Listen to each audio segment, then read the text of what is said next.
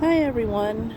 So I realized that my last wrap up was so long that I kind of wanted to redo it and split it up.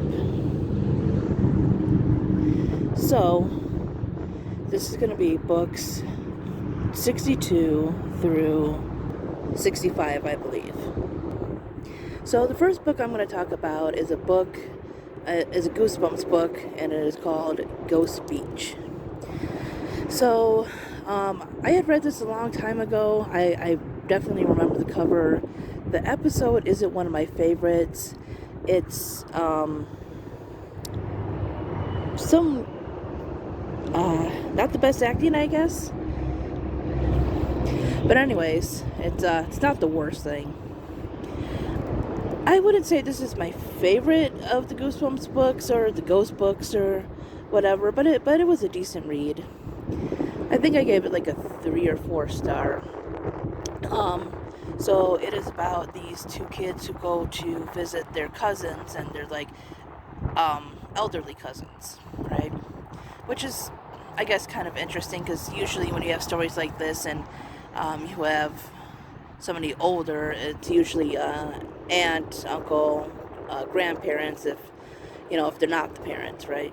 So, anyways, they go to visit them, and I can't remember where it is, but there's a beach, obviously, and they meet these kids, and there's this legend or this story about this light in this cave, and it kind of goes off from there.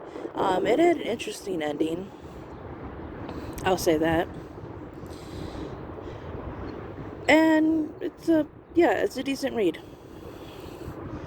The next one is also a Goosebumps book, and it is My Best Friend is Invisible. This one I liked a little bit more. I don't remember the episode too much. It's not one I rewatched a whole lot, but I guess it kept pretty faithful. So, anyways, this kid, he goes home one day, or he's in his room, and stuff starts moving, and he hears this voice, and basically this invisible boy is making his life hell.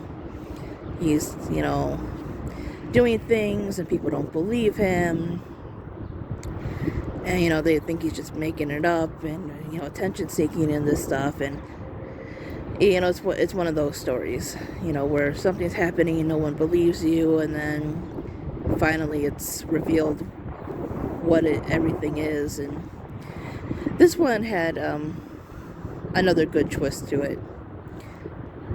Ghost Beach had one too, but I kind of like this one a little bit better. And I think this one might have been a 4 or 5 star for me. I can't remember, but not my absolute favorite, but a fun read.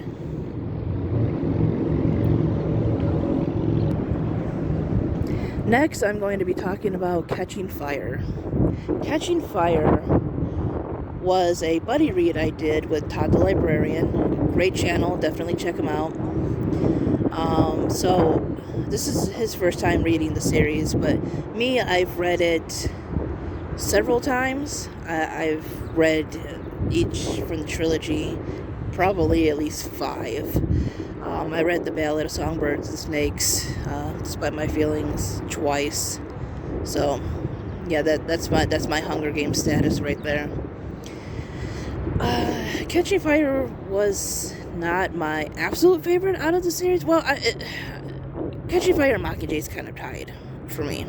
I guess it depends on my mood, but either way, Catching Fire is an important sequel. It is an important book, I think.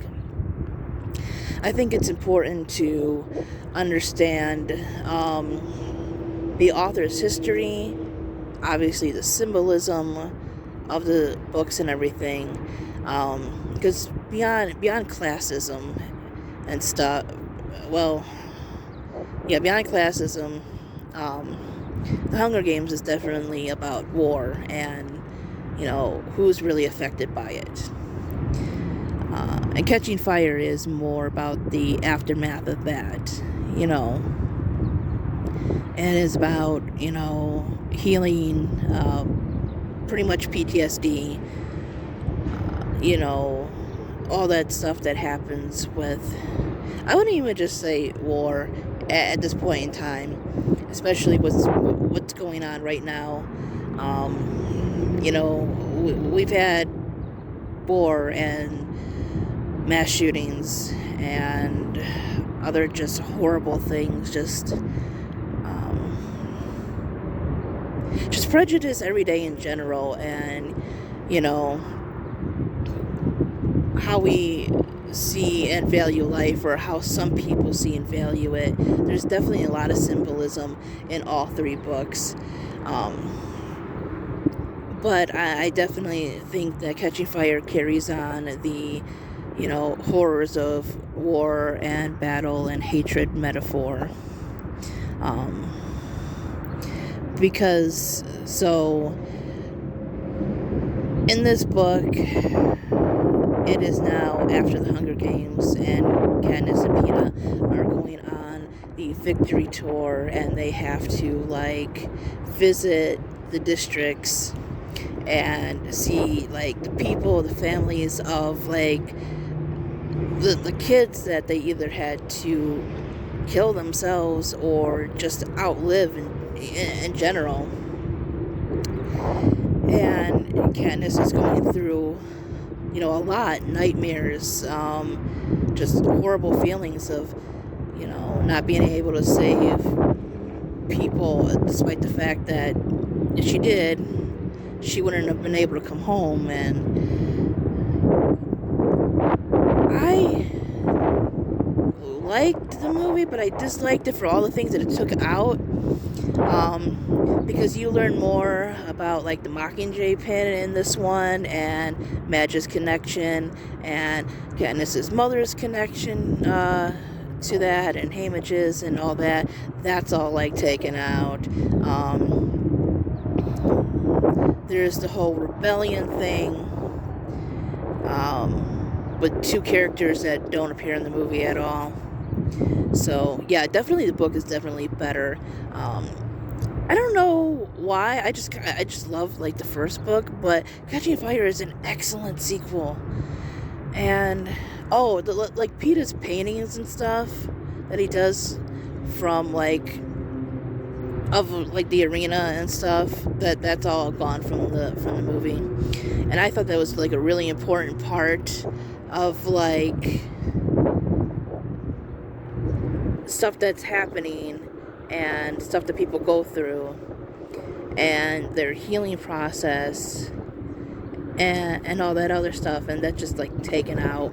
I hated that was taken out.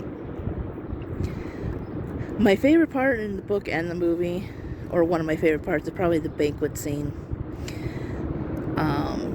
Because I don't think she's just picking on wealthy people. There's so many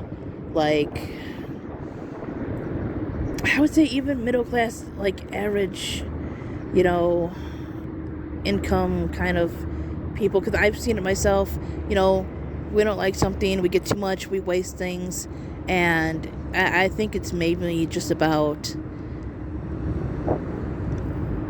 privilege in general. Because another booktuber, I believe it was Ariel Bassett, had said basically that, we all want to be Katniss and dislike the Capitol, but sometimes we are the Capitol, right? And yeah, I think that was an important scene. Also, the thing that Peeta said during the interview, I think that has to do a lot with maybe hypocritical pro-life people. I wouldn't say everyone of that, but the truth is that you have people who are all for life and everything, and the protection of the unborn, which is fine. I understand. I definitely do.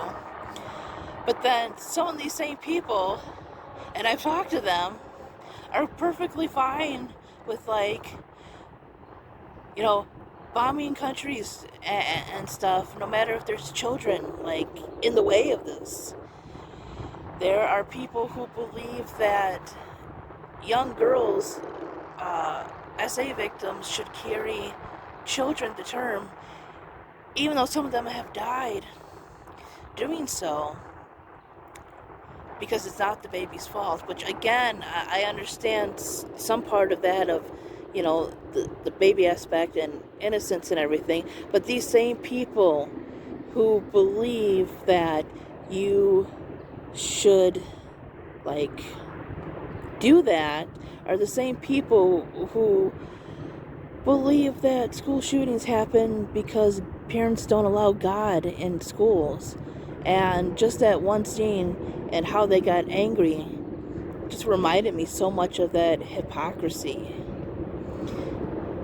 So yeah, definitely check out Catching Fire. It is an amazing sequel. And then the next one I'm going to talk about is The Art of Racing in the Rain. And this one's by Garstein or Stein, I believe. So Catching Fire is Suzanne Collins. The other two are R.L. Stein. So The Art of Racing in the Rain is basically a story told from the point of view of a dog who wants to be human. And it's about him and his owner and his owner's life and all the things that his owner goes through.